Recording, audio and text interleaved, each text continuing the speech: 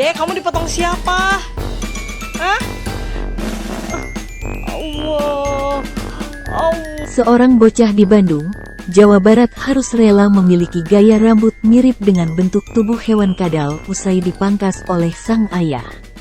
Berbeda dengan tatanan rambut kebanyakan, penampilan baru bocah tersebut pun berhasil membuat warganet tak kuat menahan tawa.